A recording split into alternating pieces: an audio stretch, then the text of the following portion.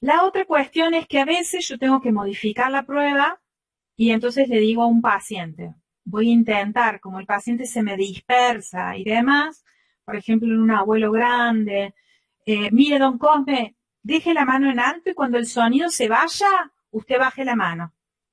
Entonces, yo mantengo el disparador en forma constante, que es otra manera de gestionar el estudio, y cuando llego a zona de umbral, bajo y ahí empiezo a jugar a buscar el umbral. La idea es controlar la respuesta del paciente para que a mí me dé más confiabilidad en los resultados que voy obteniendo. Son opciones, ¿sí? Otra es gestionar al paciente.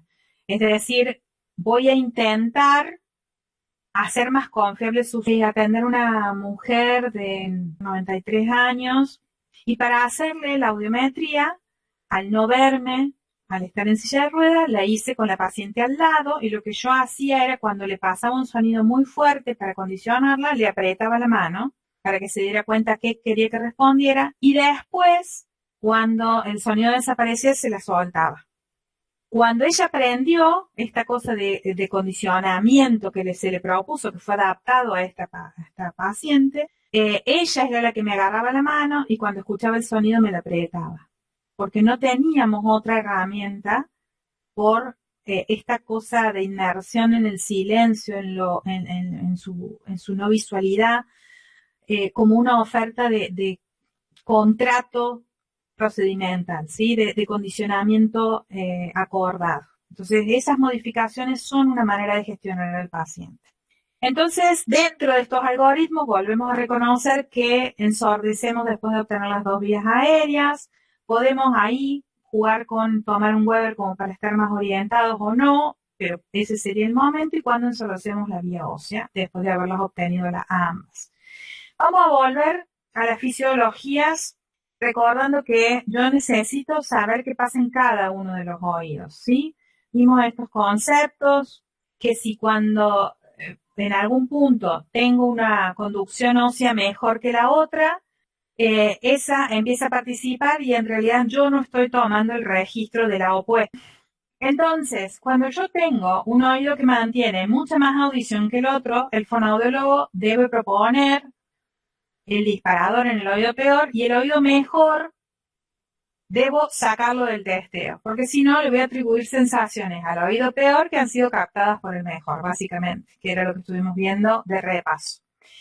La otra cuestión es lo que sucede en las relaciones que se dan en el estudio, que cuando tengo una distancia para un mismo lado, un mismo oído, de la vía aérea y la vía ósea superior a 10 decibeles, voy a obtener para esa frecuencia un distanciamiento que lo vamos a llamar gap.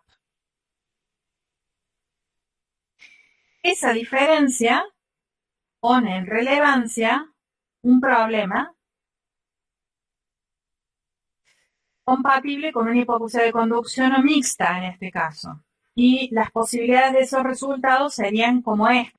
Entonces, ante esta curva que tenemos acá, fíjense cómo se los voy a redactar. Si cuando haga el informe, porque muchas veces el médico, si estoy haciendo una pericia, yo tengo que contestar. Y como yo estoy trabajando con información subjetiva del paciente, voy a ser cauteloso en las palabras legales que uso. ¿Cómo voy a redactar este informe? Voy a decir respuestas audiométricas de oído derecho compatibles dentro de límites normales. No digo que la audición del paciente es normal. Digo, las respuestas obtenidas dentro de la audiometría están dentro del rango o de los límites de la normalidad. Y las respuestas obtenidas del oído izquierdo muestran una hipoacusia de conducción. Porque nosotros no solamente tenemos que saber hacer el procedimiento, sino también tenemos que saber legalmente qué podemos decir.